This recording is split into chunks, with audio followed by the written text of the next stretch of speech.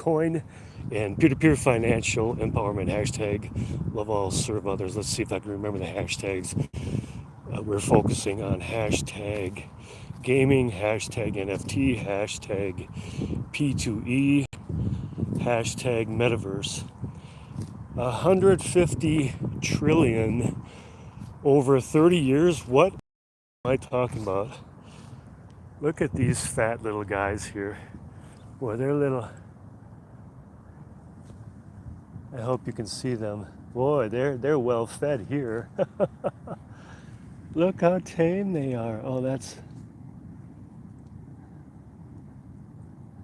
welcome to my world on a break.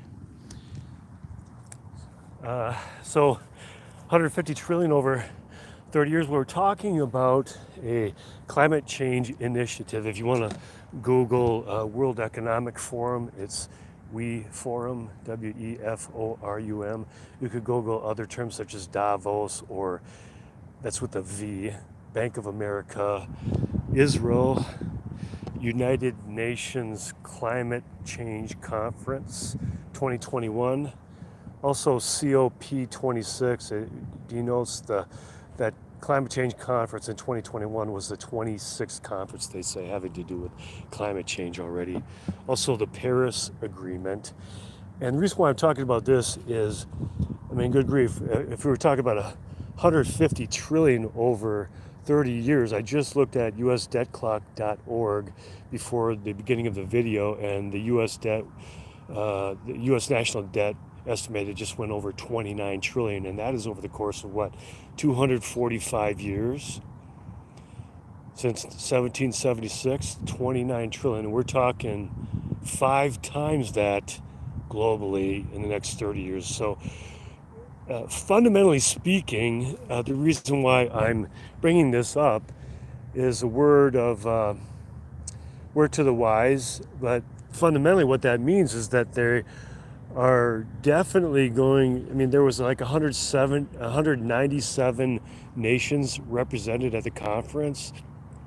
It occurred, I think, on Halloween, or in USA we call that Halloween, on October 31, 2021. But with that much participation of government, nation state officials and representatives of nations where they have a bankroll where they can literally print money out of their coffers, print their currency. This is happening all over the world.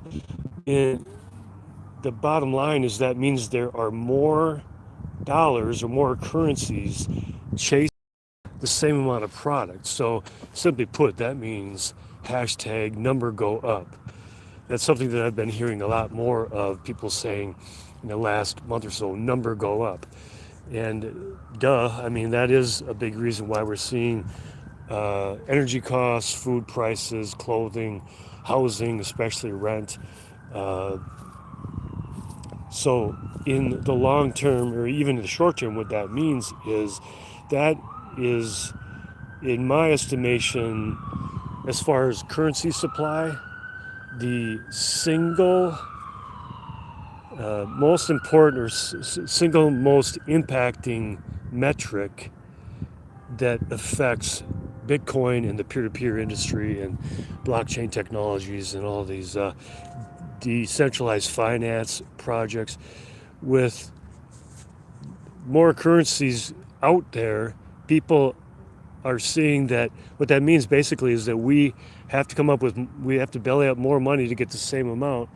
And so out of their disgust, and out of just looking for better stores of value, naturally, I mean, that's what that's what money will do naturally. It will just go out and seek out the greatest store of value. And what they are landing in, I mean, it's just not you and me, us plebs, it's corporations and nation states and family offices and what they call sovereign wealth funds.